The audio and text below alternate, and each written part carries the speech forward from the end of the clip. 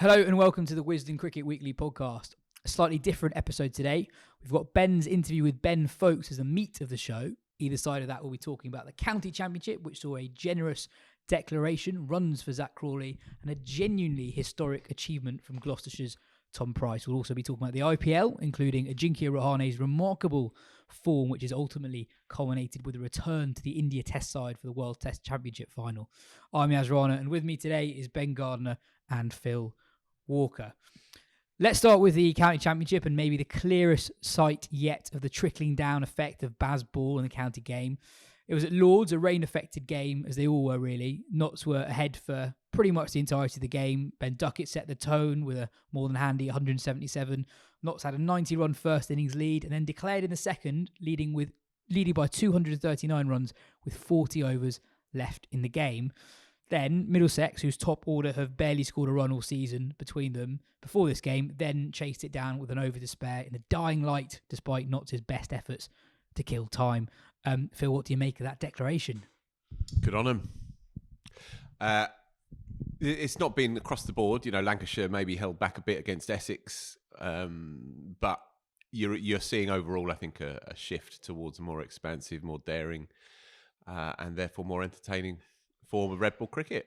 I think the change in the point system is absolutely critical to all of this. You know, so 8 points for a draw last year, that's a pretty hefty thing to take away with the odd bonus point on top of that. But 5 points for a draw when you get 16 for a win, that is a big difference. And when you're playing 14 games across a season and a couple are going to get rained off, more than a couple, then it's not just the BB word, it's a bit more than that as well. I think it's incumbent upon teams from a strategic position as much as anything else.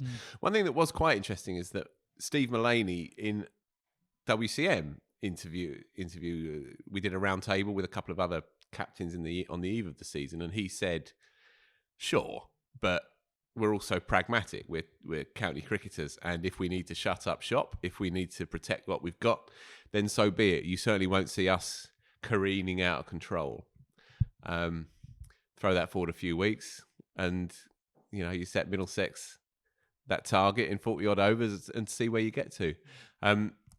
So I think we are seeing a genuine shift in the mood here, and I watched the last hour of it, and it was gripping stuff, and this is what we're here for.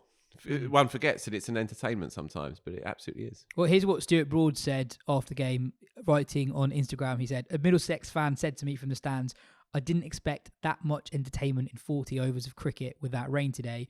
We dangled a generous carrot in the aim to get a result in a match nailed by the rain. We're proud of it. It didn't go away, but if we're not keep playing the cricket we're in for a season full of fun, entertainment, growing positive cricketers for the future, and points on the board. Hard to disagree with any of that, Ben, but I guess the criticism from Notts fans was that Middlesex might be a relegation rival later on the season, and you've given a direct rival an opportunity for a win that just wasn't there at all. Yeah, and this is where it gets complicated in working out what is the mathematically right thing to do in terms of if you're evaluating your victory chances when you make a declaration. Like, from one point of view, you can look at a Notts and say, if we play that game if we play that game 3 times and we win 1 out of 3, then it's worth making the declaration because we get 16 points rather than the 15 points for the 3 draws we would definitely secure either way. But the other thing is that if you lose 2 of those games, you give an extra, 22 points to other teams. Like, if you can either, if you draw all 3, the team you're playing against is only getting 5 points each time versus getting... Do you reckon this is the conversation they were having in the dressing room? No, I guess not. But it's just that's just the other side of the equation from a mathematical point of view, and it is tricky to square. And we've had England fans struggle to square the same thing as well with the reaction that McCullum and Stokes had after that Test loss following on.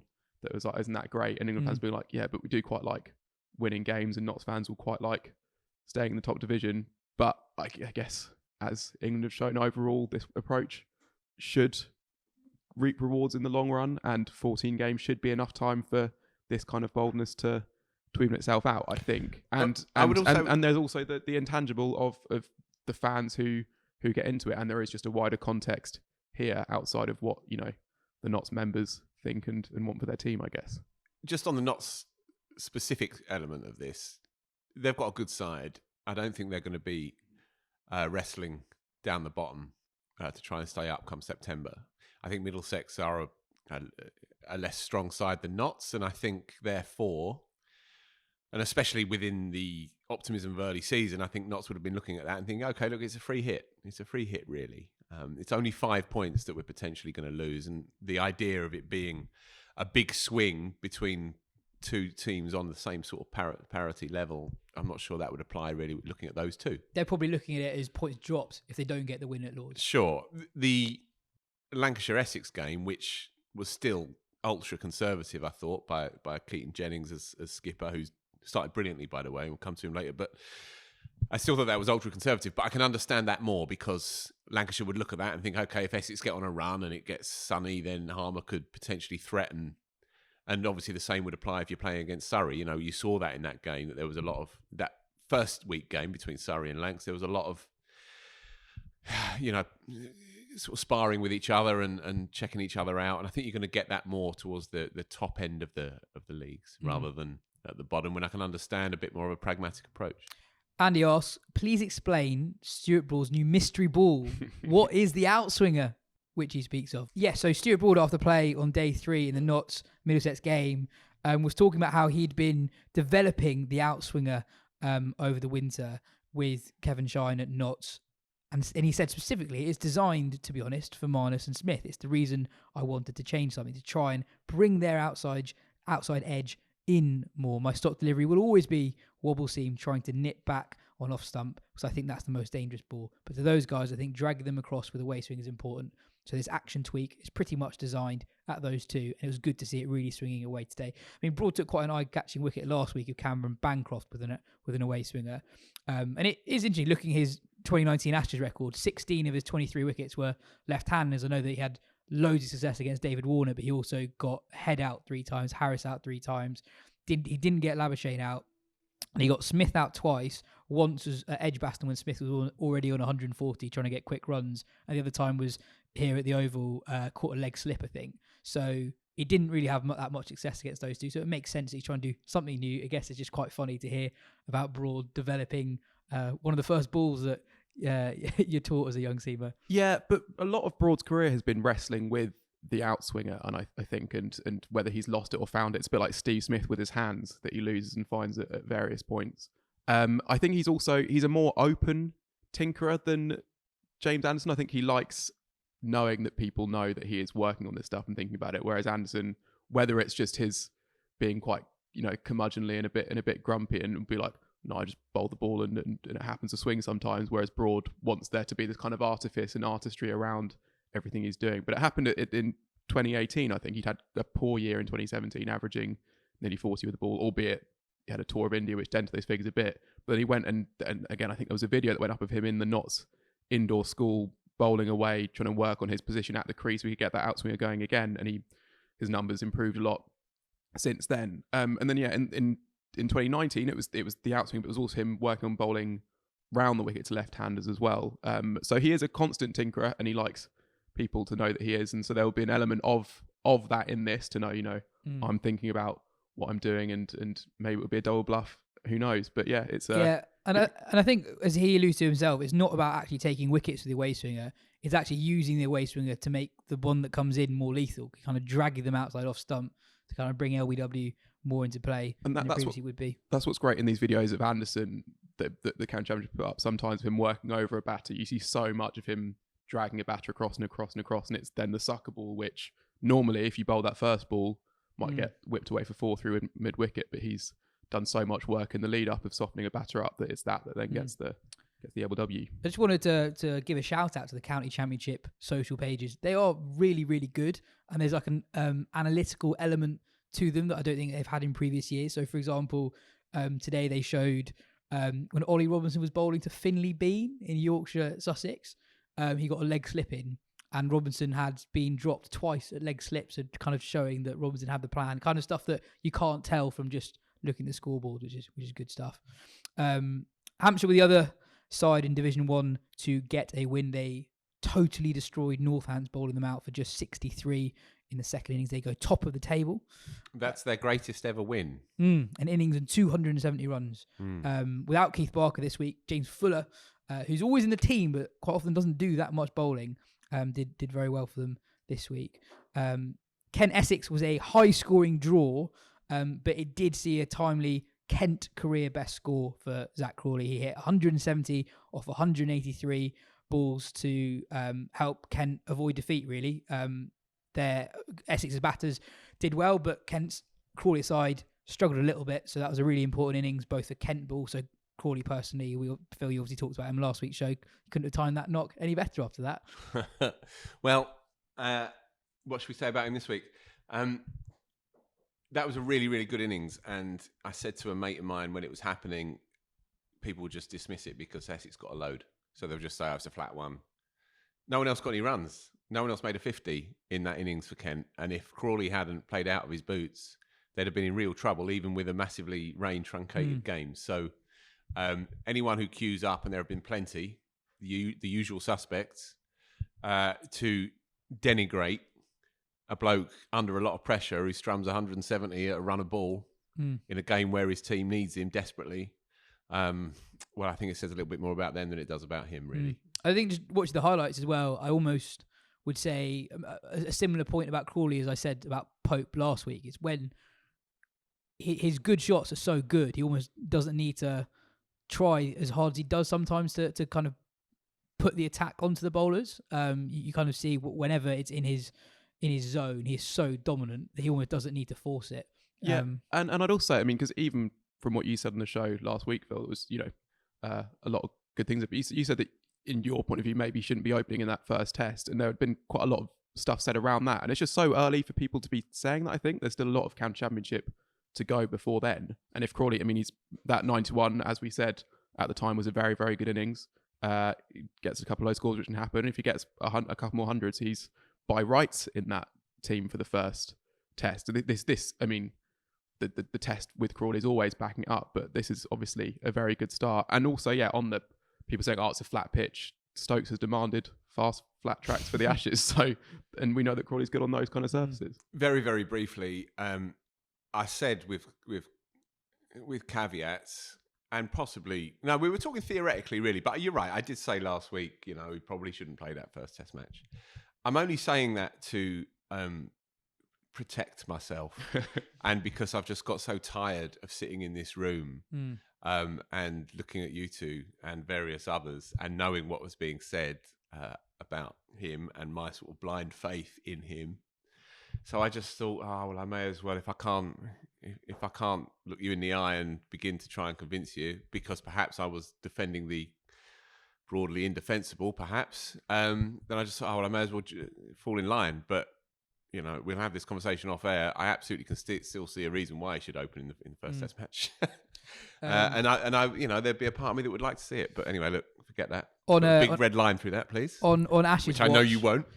Johnny Best, though, is making his return to action today for the Yorkshire Twos against Notts Twos. He is up against a pretty strong Notts side that is captained by Ollie Stone. So that's a nice little battle, Stone versus Best. What's he on? Is he still in? He's 36 not out of 37 balls. He was dropped on, I think, 13 at second slip off Stone, kind of fending at one on fifth stump, dropped at second slip, ran away for 4. Already got the dags out for him after that drop, haven't you? I doubt it, because, of course, the two of you spent some lovely time with him after the Wisden dinner last week, and I guess you're both now utterly enthralled to the majesty that is Johnny Besto. Get Crawley. Or are you maintaining a sort of journalistic? Well, that interaction would never cloud my judgment. Get Zach Crawley to the Danubius Hotel at 4 a.m, and he'll be right in his corner. Lancashire Somerset was a draw.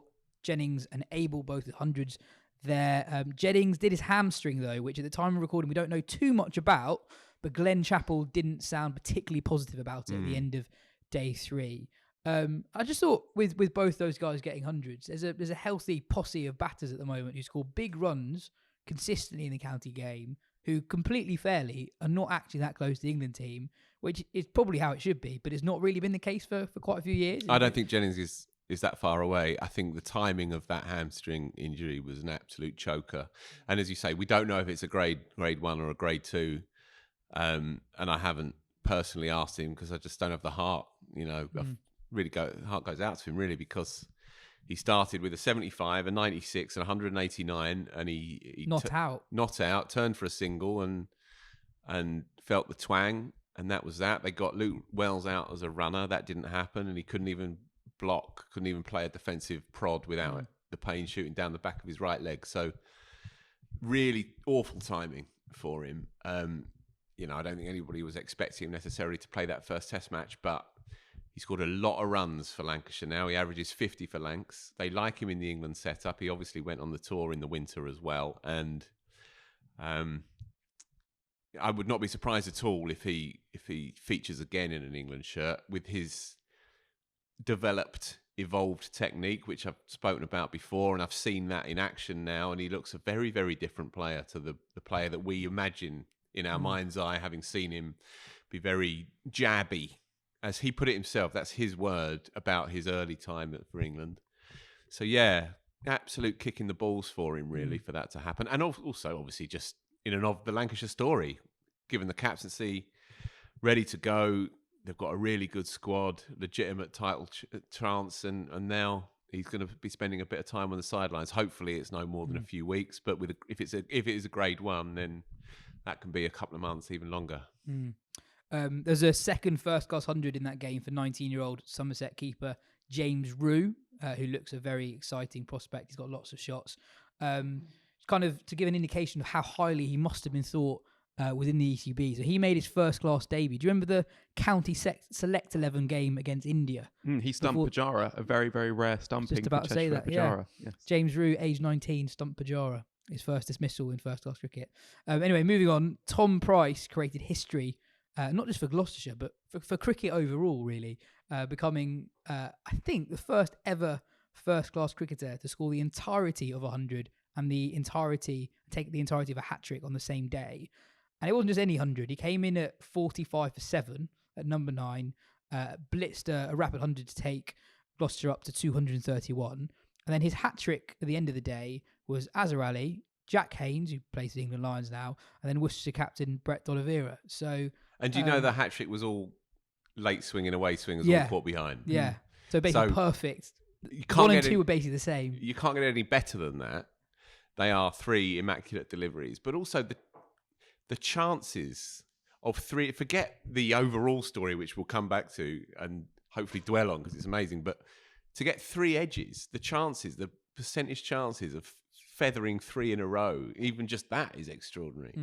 Do you know how many players have done it in the past, in history, in the whole stretch of red ball cricket? I do. So 17 players in total, 19 now. Instances. Because Mike Proctor's done it twice. Very good. He did it twice for Gloucestershire. And the last player to do it in England was James Franklin, who was also playing for Gloucestershire. Yes. Do you know who's got what I would say is closest to Price's feat of doing it on the same day? Sohag Ghozi? No. He's also done it twice, though, actually. And the only one to do it in a test match. But Mahmudullah, another Bangladesh cricketer, he made the entirety of 100 on a day and completed the hat-trick on the same day, but it was a hat-trick that was started in the previous innings, so just missed out on Tom Price's record. Yeah, it's a remarkable day for Price, who's one of those cricketers who just has a really good first-class record, but he's not gone on a Lions tour yet. He averages 20 with the ball, and in the 2022 summer, when Gloucester were in Division 1, he did really well for them when there were runs aplenty across the country. I think he averaged 22 with the ball. Took a brilliant 8 towards the end of that season. Took a hat-trick last season as well against Kent. So he's a very exciting young cricketer. But however well he goes the rest of his career, he's probably never going to have a day that good again. Elsewhere, Marnus Labuschagne took a 4 for bowling offies for Glamorgan, who said April was a tough time for spinner day. And Yorkshire were robbed by the rain against Sussex. It was a pretty good game with Sussex ahead initially, but going into the final day, Yorkshire needed just 63 more runs to win with 7 wickets remaining, but there was no play at all on day 4 because of the weather. We've got a great question on Sussex. Paul asks, was Sussex batting coach Grant Flower right to be critical of Ali Orr for being run out, backing up 3 times in 5 innings? No. Or is it just really bad luck or bad technique from Tom Haynes at the other end each time, straight driving it back to the bowler? What could Orr have done differently? Just going to say what Flowers said. He said, "It's definitely not bad luck. It was sloppy backing up. He should be able to get back to his crease. There's no excuse. And if it's a third time, it's just stupid." Phil. Fair comment. I think it's great. I think it's refreshing. I think it's fair as well, that assessment. You know, 1 is possibly unfortunate, 2 is shocking, and 3 is brain dead. And okay, right, you know, if you're trying to, you know, grab a little advantage with 2 overs to spare in a run chase in a T20 game or whatever, then sure.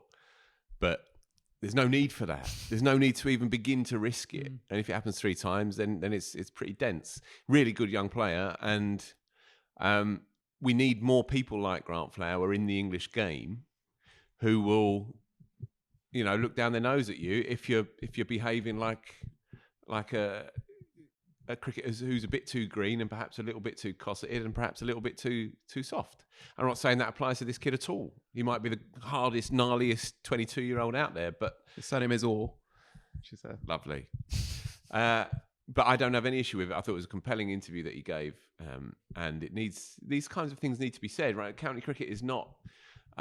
It's not like just a nice little generator of jobs. It's not a nice little culture. This is meant to be hard-nosed professional sport. That's why you get people like Grant Flower in. Grant Flower is a tough bastard, and if you want your club to, and Sussex is a good case study because Sussex is very nice to like from the outside, and it's doing lovely things for English cricket legitimately because it's bringing through young cricketers and producing good young cricketers. But you also want to see them toughen up as well. Too often last year, it didn't quite happen for them. And just as Paul Farbrace said about Sussex when he went in there, look, we're fed up with being nice. So Grant Flower is echoing that same point. And I tell you what, if you say that, there's a lot less chance that Ali Orr gets himself run out at the non-strikers end tomorrow for having said that. I was going to say half of it is kind of just accepting responsibility for it, and rather than but also fortune. Just more generally, it's just grown up. You know, if somebody asks you a straight question, we're all meant to be adults. All right, not in this room, but you know what I mean. So answer it bluntly, straight up. Just looking at the Division 2 table after 3 rounds of fixtures, no one's got more than 1 win so far. Yorkshire, favourites at the start of the season, they are second bottom with only Derbyshire beneath them. Derbyshire have a game in hand. Sussex, I would suggest, who have only played 2 games, have probably played the 2 best sides on paper, and they've emerged slightly, fortunately, with a win and a draw. So they're looking pretty good at the moment. Leicestershire are actually top among the teams who've only played 2 games, and Durham are top overall of the teams who've played 3 games. So extremely open at this early stage of the season. Gloucestershire were very unlucky not to get a win in that Tom Price game. Again, rain scuppered their chances of forcing victory on the final day against Worcestershire. Anyway, next up is Ben's interview with Ben Foakes, one of the 5 Wisden Cricketers of the year. Foakes enjoyed a brilliant summer last year, averaging nearly 60 in first-class cricket, while keeping impeccably for 2 very successful sides in Surrey and England. I want to ask how it was, because I haven't heard it. I will hear it later. So how was that to deal with your favourite cricketer? Yeah, well, it was great and a very nice half an hour. And he was very polite after I forgot the memory card and I was doing it downstairs. I'm not interested in English decorousness behaviour. Well, it was just I had to sprint upstairs and then came back down and was sort of red-faced and out of breath and had to restart the interview again. But you are and whenever. He was very nice about that. Yeah, whenever you confront him. Yeah. Yeah, but no, I mean, there was lots that was interesting. I think he's almost, and I'm sure you experienced too, almost humble and self-deprecating to a fault. I think it's his defense mechanism. Yeah, I guess so. But you almost want to shake him and be like, no, you're really, really good sometimes, right? And like, but there was lots of stuff that he said because it's talking about that stuff about how he feels like in some ways like he doesn't fit in, or that his style is he needs to find ways that he can fit in with the England team. When I think there's ways it makes total sense that you need that kind of slow, cool-headed player in that, as we've seen at various points. A couple of things he said. One thing is that his batting, I think we can sort of see as being you take him for granted as like he's a good batter, and you don't think of it as getting sort of any better or worse, if that makes sense, because that's not the story with Ben Foakes. That's the kind of thing with other players. Whereas actually last season was a standout even for him, averaging 75 for Surrey, that brilliant 100 at home, and he explained that he felt that actually playing less white ball cricket had really helped that he needs to be just in that in that mindset and in that zone, and the switching between them is what can kind of hurt him. And he had just spent loads of time just playing red ball cricket, and that's what had helped. And you also hear, it was good just to hear about some of the technical side of things that he's worked on. So do you remember at Lords when Amrit Nortje worked him over? And people were sort of saying that like there were sort of whispers starting to grow with Brook out the side and that sort of thing. And he basically figured out that it wasn't just the speed, it was how skiddy it was. So he came to the Oval, went in the indoor nets and just put on the bowling machine as fast as possible and as low as possible, and figured out how to play that. And then it was also just about the England team and how comfortable he feels within it, and how that's not been the case in previous England teams. And there's times when he can, suggest plans that he's come up with that he spotted as a wicketkeeper that might be spotted elsewhere. And there were some occasions of that last summer. And so it just feels like he fits in really well, and that he has felt valued, but there is also still that recognition that there are going to be some decisions this summer, I suppose. And I hope he's in that first Test 11. I don't think anybody doubts it now, really, right? That's what, sorry? That come the Ireland Test match, that Foakes won't be keeping wicket. Just how do you fit that 8 into 7, basically? That's the thing, though. Like, if Crawley gets another couple of hundreds, I genuinely have no idea what they do. Like, I don't think there's a right answer, really, at that point. And with cricket, you're just so used to the way you talk about selection, particularly among batters, is who deserves to be dropped. You rarely actually have a situation where 8 guys deserve a spot in the team. And I think Stokes said over the winter, albeit after he hadn't played him in 2 Test matches, but he said Foakes is my keeper when we get back to England. Now, it's his prerogative to change his mind. He also said, Stokes, a few weeks ago, I know my team for the first Test match. He did say that, but he also said, but I don't know what I'm going to do about Bairstow, and I want to pick between 8 fast bowlers. So, okay, so it's bollocks then.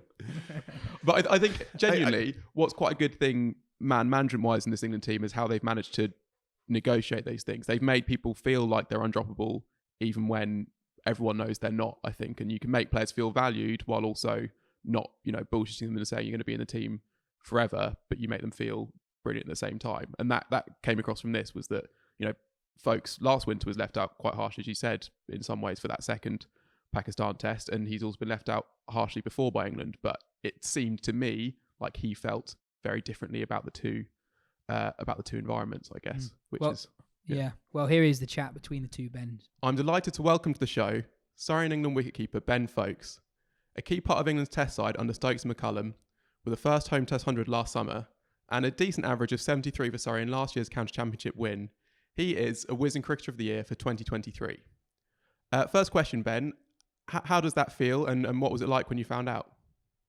Yeah, amazing. Obviously, pretty historic sort of thing to get, and I know obviously a few of the guys that have got it in the past, and how much it meant to them. And I think, obviously, I had a good year last year, and I was obviously really happy with it. But I think to be rewarded in this sort of way with obviously such a select few guys that get the award is an amazing feeling. Let's go back to the start of last summer, at least. I guess looking back now, I guess the tour of West Indies sort of come and gone. There was a new captain and coach in place. What was your mindset like coming into the season? Yeah, I'm trying to think. I think obviously, it was like a difficult tour of the West Indies, and I guess like Australia as well was difficult. Obviously, I wasn't involved, but just the whole setup in general was obviously probably in a pretty low place. But I think it was just, I guess I've always been up and down in my career, and being picked, not being picked, thinking I might be picked, thinking I might not. So I guess I'm used to that sort of up and down.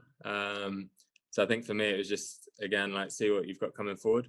And I guess looking at the Surrey side, it was such a strong side that I was like, that was my main focus, was trying to win games. And because I felt like we had a really good chance to win in the championship. And then obviously, the new style of coaching and approach with England was pretty radical and quite left field.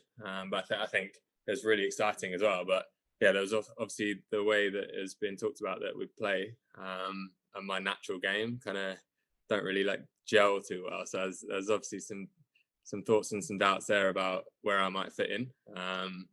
but yeah, I got a lot of reassurances at the time, and got told I'd be given a run, which I guess was the first time that I'd been told that for England. So that's actually a really settling thing.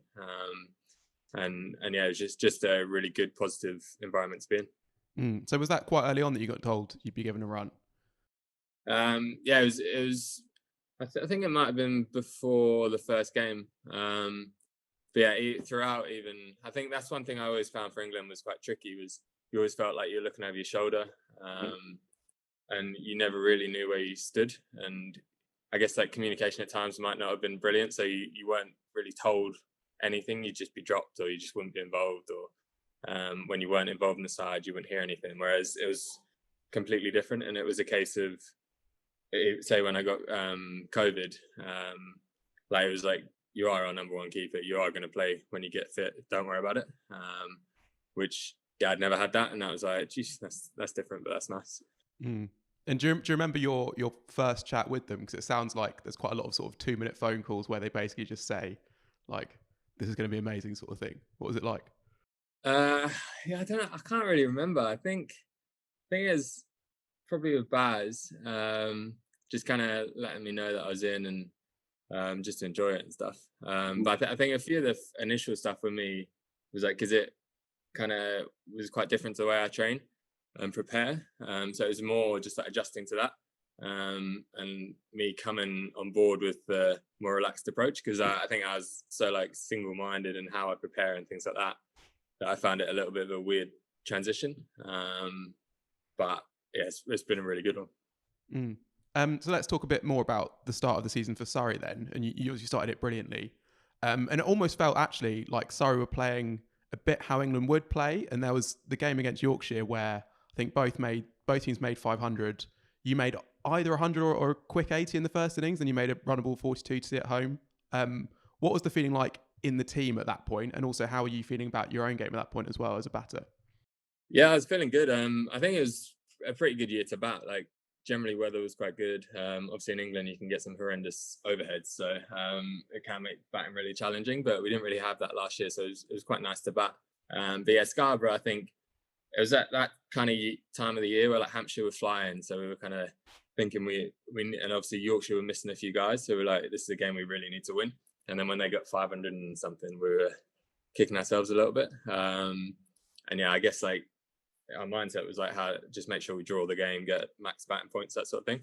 And then yeah, came to the last day. Jamie Overton bowled an amazing spell to get us back in it. And then yeah, we kind of took that England approach. Whereas like I think the traditional thing in my mindset a couple of years ago would have been just to bat and probably take the draw, like especially when we got to I think 6 down, just to make sure we didn't lose. Whereas I think the Stokes effect and the McCullum effect of like we can win at all times kind of rubbed off a little bit, and we just went for it and obviously got over the line. And I think moments like that, there was quite a few moments in the season, but I think that was definitely a moment where we kind of stole a win and put us on the right track. And just on your batting, because I guess I sometimes feel like you don't get to talk about it too much because of the wicketkeeper side of things as well, and also because you've been so consistent for so long that it just seems like there's almost like a level there. But last year you were at like almost like a different level than like most of the batters in the country. Was there anything that you changed, or was there any reason why you felt in a particularly good space, or what was it? Yeah, I think just a bit of technical stuff really. I think just I've played around with my technique. I think a lot of county cricket is like trying to like develop ways of countering the threat, because like you go through different stages where like little wobbly bowlers are the guys that do all the damage and stuff like that, so you try and counter that. But I think one thing I've actually found really helpful is in the last 2 years, just through England games and injury, I've actually not played any white ball. So it's kind of, in a way, I found it really helpful in terms of my technique, because I often found that I went to white ball, come back to red ball, and my technique would be like affected a little bit. Whereas I've found that very helpful. How the only thing to the flip side of that is like when I started playing for England in the that more aggressive role with the tail, I was like, I haven't swung a bat in 2 years, so I don't really know how to do it anymore. So there's a bit of both, but I think it's given me a nice balance of like focusing on red ball, but then also in training being able to now develop my game a little bit. So I think a few technical tweaks, but also not playing white ball I think helped. Yeah, that's really interesting. I feel like so much has happened in the past year, and I sort of don't just want to ask like what was that bit like, what was that bit like, but I think it kind of might have to, because as I say, there's just so many events that have taken place. I guess first, like at the Lord's Test match, did it feel different like right from the start of the game? Because I mean, I remember at the end of day 2, like I can't remember what the scores were, but it felt like New Zealand were kind of back in the game, and they were like 244. That had been quite a normal day, it felt like. And after the first day had been carnage, and the second day. So was it right from the start that things felt different, or did it take a little bit of time to be like, okay, something's happening here? I think it probably felt different in terms of we just attacked the whole time. So it's like the typical way of going about cricket. It's like you get rid of the new ball a bit, and it gets a bit softer. You take your fielders out of the slips, and you kind of maintain for a bit, and you go through the different stages. And I just like obviously kept turning to my side, and there was like 6 blokes stood there. So that's obviously like not the normal way of going about the game. So that you could definitely tell there was like a different mindset. And Stokesy just had that. We're taking wickets at all times, hit your boundaries, whatever, we'll get you out. So that flipped. And then I think with the batting, I think it felt fairly normal. I'd say it was obviously like Lords is just a really hard place to bat. So there's not really the sort of place you can probably go and dominate as a batter. But I think Rooty obviously did what he did, and that kind of set us up for a great start to the era. And I guess like quite an important one going forward. And I wanted to ask about that partnership with Root at the end of the game, which you obviously very humbly didn't mention your role in just then, because it felt like as soon as you came out, Root kind of flipped. Like he'd been sort of not quite in survival mode, but he hadn't been scoring that quickly. And then as soon as you two joined up, he started sort of like just seemed like to go up a gear, and you almost played the sort of supporting role. Was that something you discussed, or did it happen naturally? Like how did that work? Not really. I think it just natural. I think that night, the night before the day we won, it was just like a really hard phase. They're bowling really well. It was moving around quite a lot. So my mindset was obviously just where I bat in the order was like, I just can't get out here. So I chewed a lot of balls there. So that was real, like stubborn batting. And then next day I like woke up, opened the curtains, and I was like, please be sunny. And it was like overcast as anything. And I was like, oh no. But just weirdly, it didn't actually do too much the next day. So I think scoring was a bit easier. But I think that's kind of my perfect scenario, is like a guy like Joe Root in, and I guess a bit of pressure situation, but you can play your natural game to kind of facilitate the way he goes about it. So I think it obviously worked out quite nicely. Mm-hmm. Yeah. And then heading to Trent Bridge. So you make a 50 in the first innings, but I think the bit that I want to talk about is the chase. I guess first at tee, was the talk as simple as everyone's made it out to be, that it was just we're not losing here, or no, we're not drawing here, and what happens kind of thing? Yeah, 100%. Because I was obviously like, say when I was like 2 or 3 next in, I was kind of there thinking on the balcony, I was like, right, do I like speak to anyone here? Like, what am I meant to do? Like, if we lose a couple here, like, surely we're not chasing these. So I was like nudging people. I was like, do I block it? What do I do if I get in? And then we had tea, and Baz was he's just like doesn't matter if we lose a game, like we're gonna win it. Like we've got the players in the room, 100% we're gonna win this game. Go out and do it. And then obviously Johnny did what he did, Stokesy did what he did, and made a stupid chase into a quite easy one, which was incredible to watch. Mm-hmm. And what was it like being next batter in when that partnership was going? Because it must have been whenever the ball went up in the air, you're sort of thinking like, oh, I could be in here, and then you go into the stands again. Yeah, it's like weird because usually when people are like, slogging's the wrong term, but when people are like teeing off, you're like always on guard.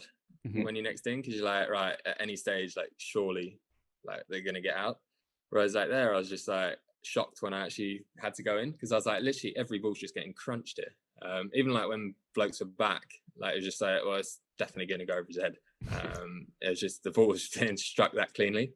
So yeah, it was more actually, I was surprised when I actually got in rather than anything. Yeah, okay. So as you mentioned earlier, you had COVID, which sort of took out half the next test, and then the India game. But that's not the best test, that one. Which day? not my favourite test, that one. Yeah.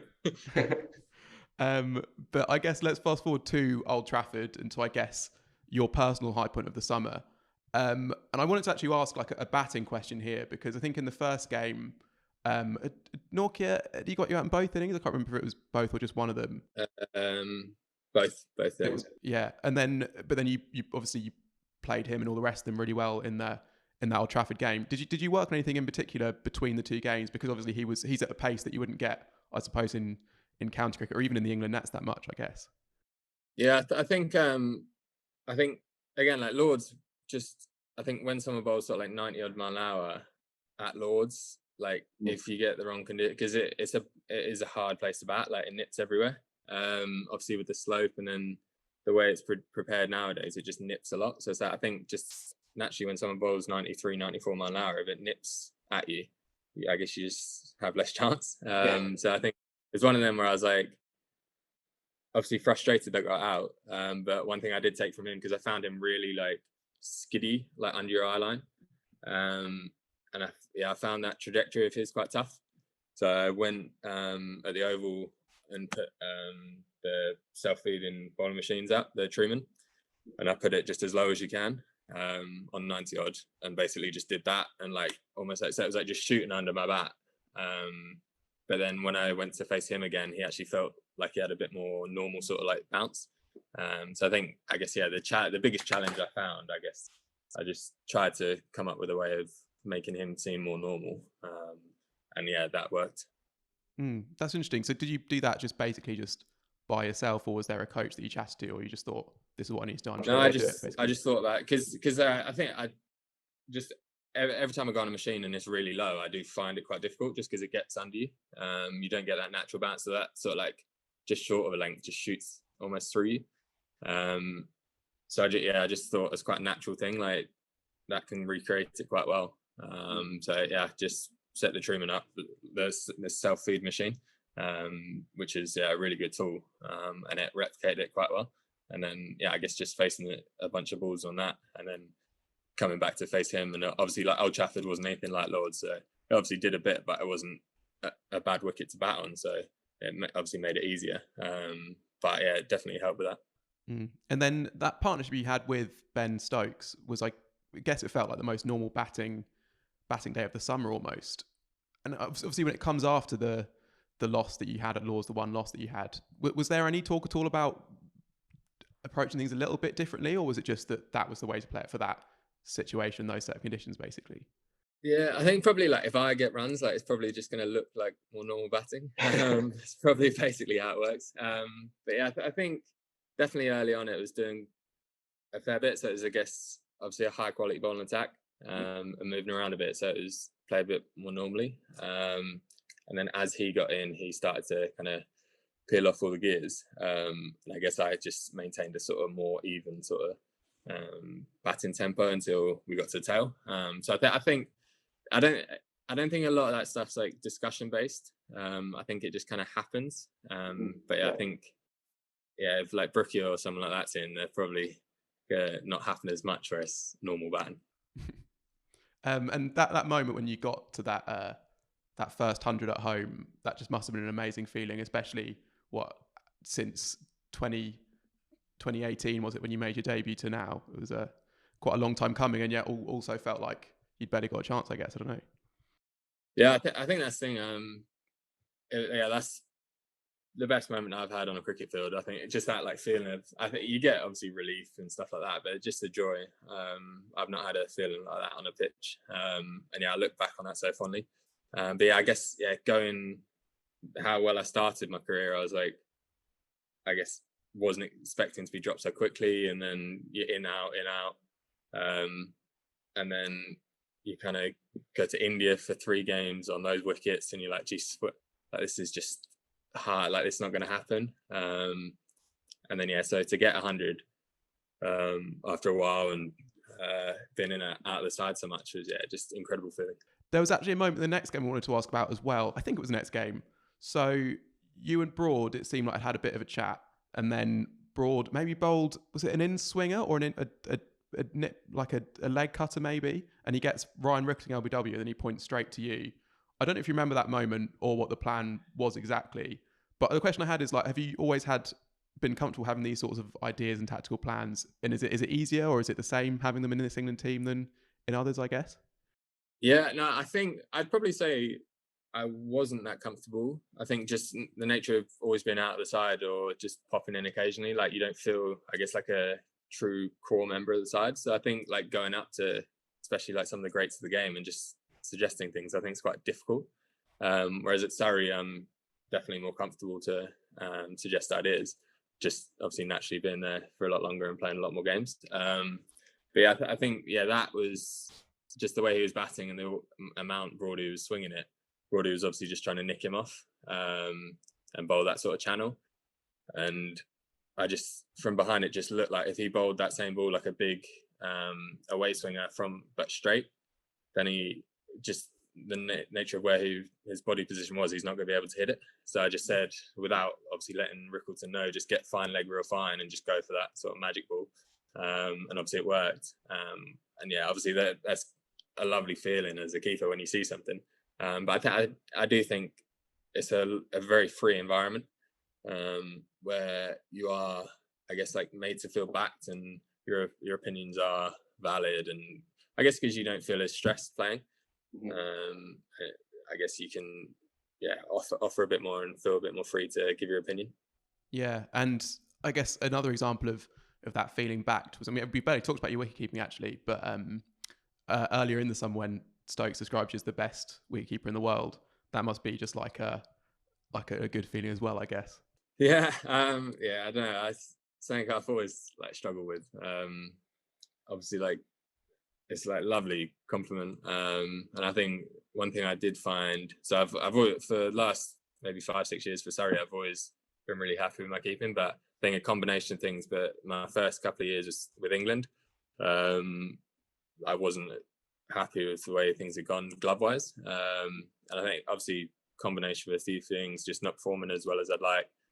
I guess like different roles. So like you go to different parts of the world and do things you don't, say, like stand up to seamers more. So like I guess you naturally accept you'll drop some of those sorts of chances. But yeah, I wasn't as happy as I wanted to be with my keeping. So I think, yeah, almost like proving in an England shirt my capabilities with the gloves is like quite an important thing and something I guess like of late I've been happier with. But yeah, I think, yeah, that those first couple of years weren't quite what I was after. Yeah. Is there a moment of wicketkeeping that stands out? The one that I was thinking about when I was preparing for this was actually in the warm-up game was it in the UAE when there was one down the leg side that you kind of somehow took and then somehow flung yourself back for? But is there one that stands out for you? Yeah, probably that.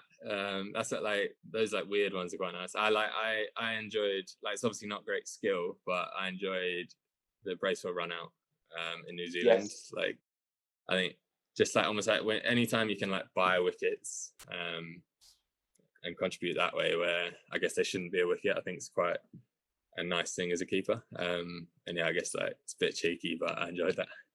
Yeah, that was a good one. So I guess going back to Surrey, the season ends with Surrey as champions, and obviously you played a big part in that.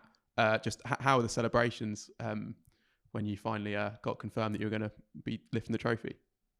Yeah, it was quite nice actually, because obviously me and Popey had gone back to play after the England stuff. So at Yorkshire, when Burnsy hit the winning runs, I literally turned to Stu and I was like, am I right to have next week off for the last game of the year? So, and he was like, yeah, no problem. So, but me and Popey got to go up for the last couple of days. So yeah, we caught up with the lads and they weren't in the best way. You can probably tell from our last game of the year performance. But yeah, it was amazing. I think it is one of them things where like the first time we won, it was an incredible feeling, but I guess you don't really appreciate it as much as you could. A bit like, I guess, like first hundreds, like for England, like I'd say I appreciated the second one a lot more.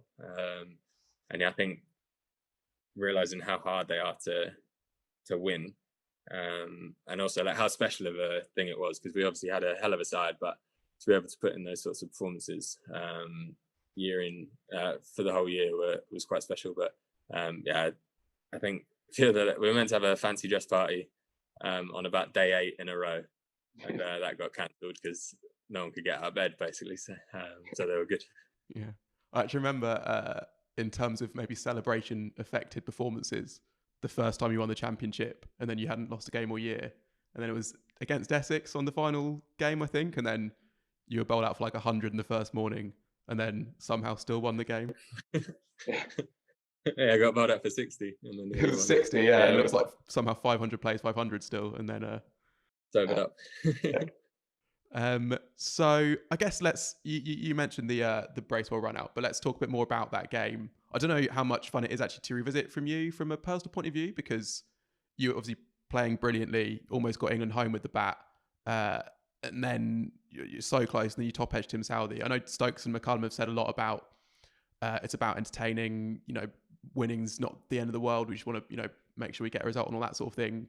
Did it feel like that for you right after the game, or did it take a little bit to accept it? No, yeah, I was a bit different. I was like, because I'm quite bad at switching off after that sort of stuff. Like all night, I literally couldn't stop thinking about it. Yeah, I've obviously found that difficult, because I think that's for me as well, because like my natural role is like just batting, as I guess I do at Surrey, is just batting and batting. That's one that comes quite naturally to me. Whereas I guess batting at 7 and changing the way I play and learning to like manage those situations is something that I've worked on quite hard. And then I guess like everything that I was doing, I was really happy with. And it was an incredible test match, but I guess when we were 8 down, it looked like we were probably going to lose, and then to get it that close, and like a ball that I could have easily kept down as well. So it's quite a frustrating way to get out. I was gutted with that, I must say. Yeah. And actually, I wanted to ask about the dismissal in the first innings as well, just because between the two test matches, just because between the two test matches, you'd said you can get out in a funny way now, and it's almost like a joke. I'm very aware of that. That's why I don't like doing media. And then I guess, actually, I wanted to ask one more serious question before ending, because you just mentioned a few times about how much you mentioned with batting with Root, that you're good at batting in partnerships, and that's the role you prefer, or not that you almost find more easy to get into. Has there ever been any discussion about you like sort of getting up the order for England? I know there was that one time in New Zealand, but that was because Stokes on the loo or whatever. No, there hasn't. I think obviously there's 6 incredible batsmen like ahead of me in the order every game I've played, so there's been no chats about it. I think it definitely suits my natural game to be higher in the order, but you're playing for England, aren't you? So you can't just have what you want. If you're in the lineup, you're happy. I think it's a really good role, I think, because I do actually feel like it can suit me quite well, because I guess in those sort of like crunch periods where I need to kind of be gritty, I do think that helps. I can help the team in that way, and it suits my game. I think the thing for me is just exploring that.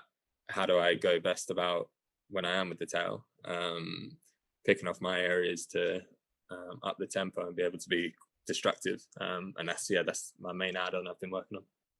And then looking ahead to the summer, you've got the Ashes coming up is huge after a stretch of games for Surrey. How much are you looking forward to being involved with that, I guess? Obviously fingers crossed I'm involved. Obviously I don't know what's gonna happen, and but completely preparing for that. Obviously the challenges that you're going to face coming across them, and just trying to be ready as possible for that. And I think it's just going to be an incredible series. 2 like really good teams in really good form, obviously in English conditions. It feels like it's gonna be a hell of a matchup. And then final thing, Stokes said recently that if it's the last day of the series and you're 300 up and 3 wickets down, and 2-1 up in the series, that he'd still declare to sort of set a chase. If you're in the position, are you going to be sort of encouraging him to declare? Or are you going to be saying, I'd quite like a bat here? Or he's like, obviously he thinks differently, doesn't he? But he's a maverick, and like he just has a different mindset and brain. His just brain ticks differently. So I don't think you question anything he does. I think there's always a bit of method behind it, but it'd be nice to win 2-1. But yeah, cool, great. Well, cheers for that. Thanks very much for your time. Before we move on, a message from the Wisden shop. Are you a cricket fan looking to take your look to the next level this season? Then check out our new cricket essentials at the Wisden shop, perfect for both playing and watching the game. Our stylish Panama hat will keep you cool and shaded during those sunny days in the stands, while our cosy wool cricket sweater will keep you warm and comfortable on the pitch. Don't settle for ordinary cricket gear. Upgrade to our premium essentials and elevate your cricket experience. Order now and get 20% off all items at wisden.com/shop using the code podcast20. Phil. Yeah. What's your moment of the week? Don't know. What is it? Rahane. Thank you. Yes, it is. Sorry. We go to print in less than 24 hours. You're still thinking about Woakes at the Crucible. Also that as well. Yeah, Woakes at the Crucible is obviously my moment of the week. Rahane, Ajinkya Rahane. Always had a soft spot for him ever since I saw him make 100 at Lords. One of the most beautiful innings I've seen in the flesh. He felt like a sort of beautiful poetic relic of the past, right? Like a little will-o'-the-wisp sort of batter with a velvet touch for whom the game moved along, and he'd reached the autumn of his own time in it and went out with a bit of class, but he felt like he was sort of yesterday's story, I suppose. He's come out on bat's first drop for Chennai and he's playing absolutely out of his boots, and it's been sensational to watch. I've been watching quite a lot of Chennai because I have a deep soft spot for Devon Conway, as you know, who we might come to in a minute, I don't know. But Rahane has come out at 3 and he's almost sort of physically grown into the role. He's never really been physically charismatic as a cricketer particularly, but he looks great in that kit. And he's absolutely mullering it through the offside, but with that touch that he has. But because it all seems like it's ramped up in the IPL, the bats seem bigger, the boundaries are about 6 meters long, and it seems like sixes that are half hit still going 80 meters. Well, Rahane is bringing all of that old world beauty into the IPL 16 and doing it as well as anybody that I've seen in recent times. I don't know what his numbers are because I don't have them up because, as I say, I've been busy. Well, I was going to say, I saw the 70 he made in 30 odd balls the other day. Is that up there? Well, so he in the last 3 years combined in the IPL, he averages about 17 at a strike rate of 104. This year he's averaging 52 at a strike rate of 199. Right. So he's literally the fastest scorer in the IPL with a cut-off of 200 runs at the moment. Yeah, and he's never really looked entirely comfortable in the IPL. He didn't really have a team that he dominated or was an essential part of. Rocked up at Chennai, and you thought he'd be a squad player. Well, Dhoni being Dhoni, he's thrown him in at number 3, and he's playing some beautiful cricket, some really, really beautiful cricket. But what's happened, it's another interesting sort of subplot, I suppose, within that tournament, that perhaps with a different mind, a different skipper, just freeing your shoulders up, whatever it might be, you can have that kind of, I was going to say Indian summer. You can have that second, third, fourth wind in your career and find a different way of doing the things that you've done before more expansively. And that's what you're seeing. He gives me the feels, as they say, right? Because he's like a forerunner of Shubman Gill and players like that. He hits a clean ball, but he hits it classically. And he's brought all of that into the here and now. He's become a crucial player in this whole tournament, which I've enjoyed very much, by the way. And he's in India's squad for the World Championship final here. Right. I was just going to ask. So Neil asked, after being so critical of England giving Test caps to Butler, Rashid, etc., based on white ball form, am I allowed to enjoy Rahane getting a World Test Championship spot based on his IPL output? I mean, can you imagine saying that a year ago, that Rahane gets a recall based on his IPL form? Yeah. Ben, what do you think about the recall? Because he's obviously been brilliant in the IPL, but it has come as a bit of a surprise as well. It has done, but I think even if his IPL form was only okay, or if you say he'd not got a game, I think they would have been quite tempted to pick him anyway, even though he's a little way down the rung for the right reasons, basically. So India just have a few players out injured. They've got Rishabh Pant, obviously, but Shreyas Iyer is going to miss that final as well. And you then are kind of faced with the choice of picking Surya Kumar Yadav, who, only had the one test, but his form has dwindled a little bit, and the call up to begin with is just based on him being in scintillating form that he could maybe make anything work. Or you just throw in a newbie, which they've done in the past, but equally this is a one-off game that is do or die. Or you go to this guy who isn't going to be too ruffled by the occasion, has done it in the cauldron of Australia before, and has done it in these conditions before as well. So I think from that point of view, even that, it makes sense. And then you add in the fact that he is, from a small sample size, admittedly, looks in the best form he has kind of ever been in terms of hitting a white ball, and maybe that all just makes sense. I'm kind of okay with it. He also did average 50 in the Ranji Trophy this year and got a double 100 in the Dilip Trophy. That was boosted by the Ranji average was boosted by one very big score, but still it's not as if these come completely out of nowhere in terms of first class form as well.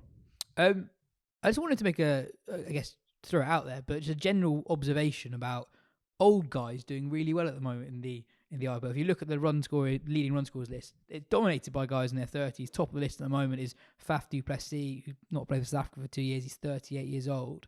And Ben, I was kind of wondering, do you think batting in particular in T20 cricket, actually the more the format develops, that actually it is more suited to older players who it's more about not having glaring holes in your game rather than having specific super strengths, if that makes sense. Players who can kind of get through any type of matchup, etc.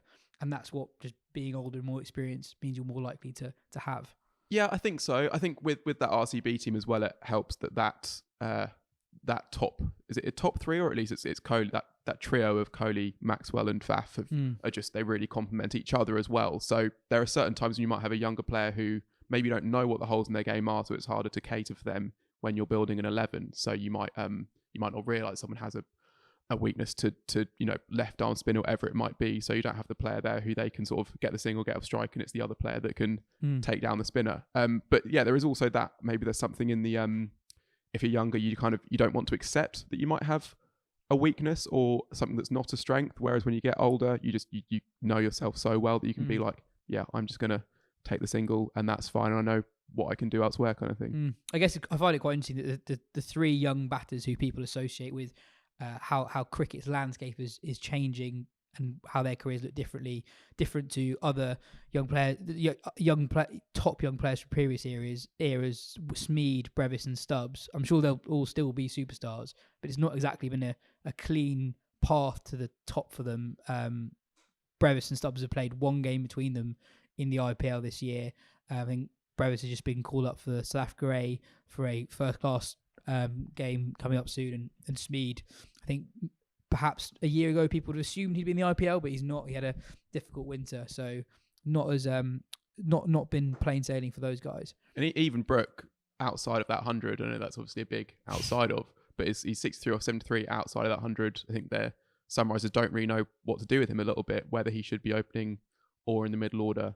And yeah, it almost highlights how good that 100 was, that he was able to overcome the fact that he is not yet a brilliant player of T20 high-class spin bowling, and he was able to negotiate that to make such a good innings. On Brook, he's made some peculiar decisions. So I watched a game yesterday that the Sunrisers contrived to lose against Delhi, chasing no more than, I think, 150. And he played a peculiar shot, right? There was a deep fine leg, so there was a man for it, and he's tried to scoop it. I think it was off Norkia, and I think it was actually a slower ball in the end that he's missed, got bowled, and it was just unnecessary. You need 7 and a bit and over.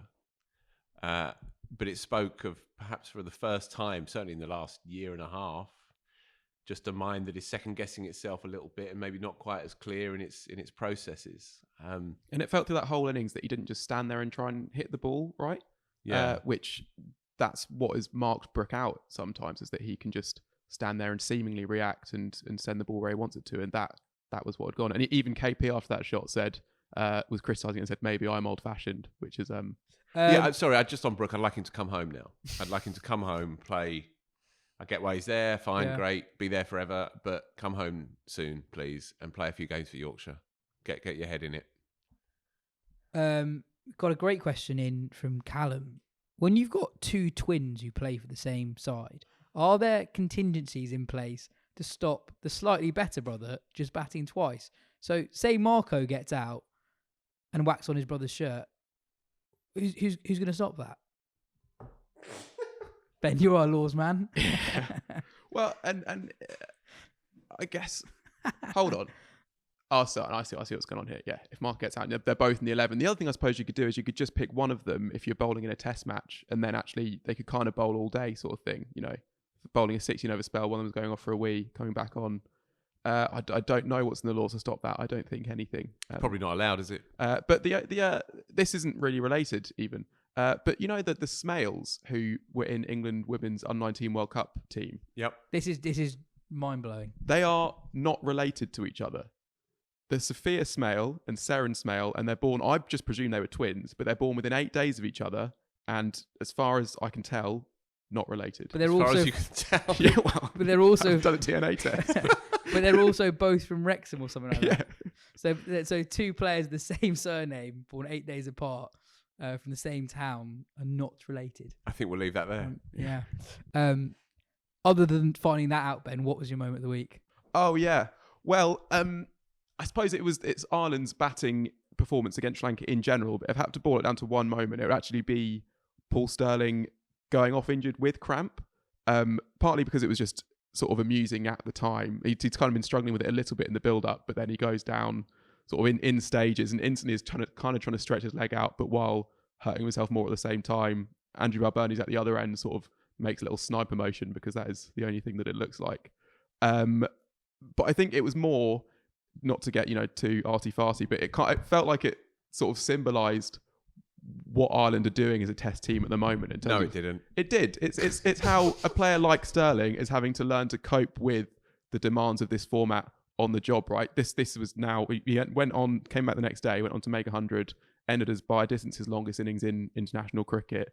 In this kind of heat, you often don't get in day-night white ball games. And there have been times when you've looked at Ireland, they've had this sort of 3-test streak against Bangladesh, Sri Lanka, and now another test against Sri Lanka, where you've thought, like, is this thing with Ireland Test cricket going to work out? Where they struggled a lot in that first test against Sri Lanka, and then you also remember that Ireland are a very resourceful cricket team who have had to battle for everything that they've earned up to this point, and teams that have that kind of in their DNA will just get better on the job and find ways to be competitive even when they kind of have no right to be. They end up making 492, which is higher than England have ever made in Sri Lanka in an innings. Really? Yeah. It was definitely stirring stuff, no doubt about it. Camphor as well got 100, didn't he? Yeah, From and number 6 or 7. Lorcan Tucker made 100 on debut a couple of weeks ago, made another 80 odd today. Balbirnie got 90 odd. Genuinely great to see and very stirring stuff, because that question that hangs on every time they go and play is probably, well, it's entirely unfair because they do great things for the resources that they have. It's not symbolic though that he just got a bit of cramp, right? The big man, he just got a bit of cramp. It's not symbolic of the struggle. Okay. That's what I'm saying. But it's other than that, bang on. And Ben, Pakistan and New Zealand have been playing a T20I series very briefly.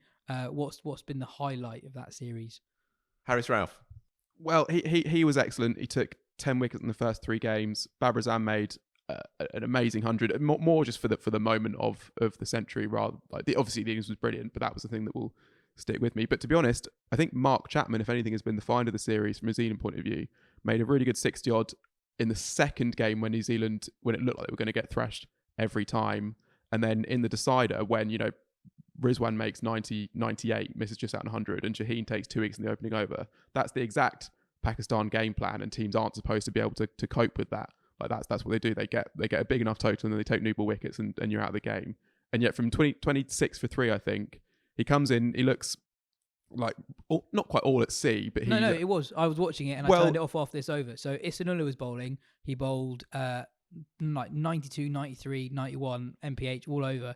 Chapman couldn't get a bat on it. Well, I was thinking game over. He got bat on the first 3, but they were blocks with like no hope of scoring a run. Then he gets Yeah. beat on the fourth. He almost looks at his bat like, is there a hole in my bat? Because I have no idea how I've missed that ball. It's just because it's too quick. And he's so late on the last ball. He Yeah. tries. It's the first one he tries to attack. He's about half a second late on it. And yet goes on to make a 55 ball 100, and they win the game to level the series in the last over, having looked completely out of it at the start of it. So. In the Rachael Heyhoe Flint Trophy, Sunrisers, who don't have a very good record in the tournament, beat the competition's most successful side, the Vipers, on the opening day.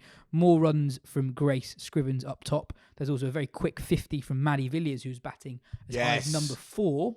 Abtahar Maqsood took a fifer there against a very stacked Vipers side. There was a century for Paige Schofield for the South East Stars and their win over the Thunder. Runs for Lauren Winfield Hill and a win for the Diamonds over Western Storm, and the Blaze beat Central Sparks.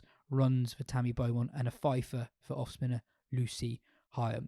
To finish off the show, we've got an email from Christopher. Dear Pod, long fan of the show since the beginning, been meaning to write in for many years.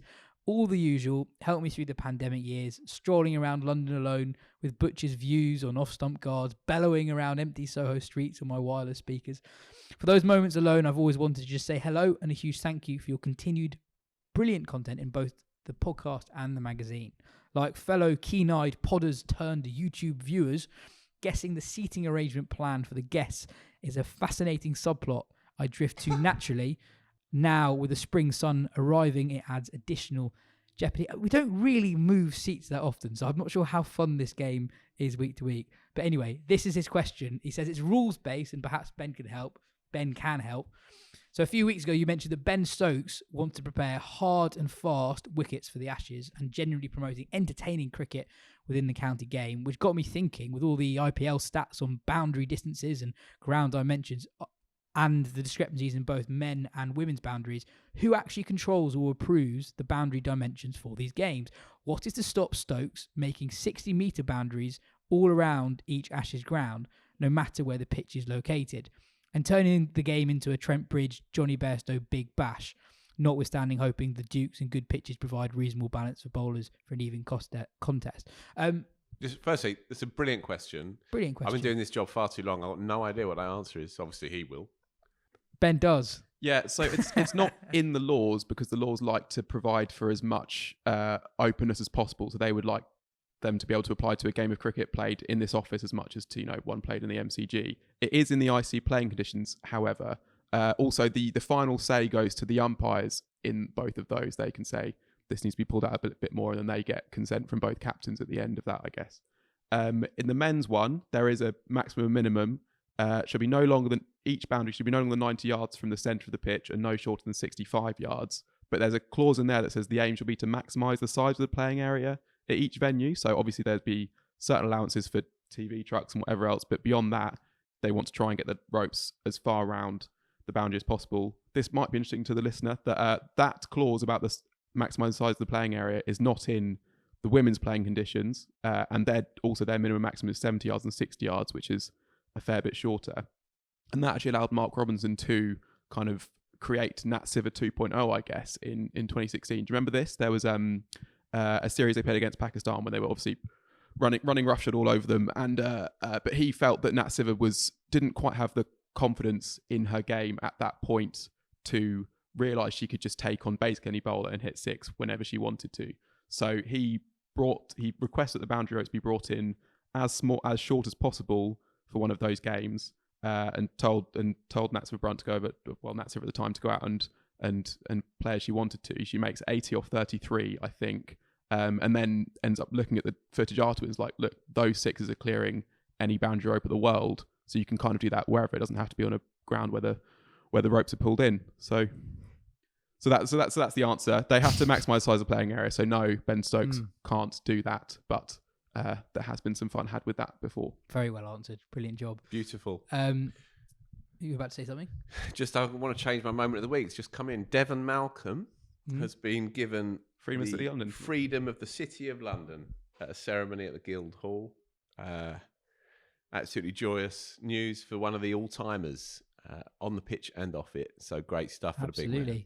Absolutely. Well, that is all we have time for in today's show. Cheers, Phil. Cheers, Ben. Johnny Bairstow, 69 not out for Yorkshire 2s against Notts 2s. We'll hear how he finished that innings on next week's show.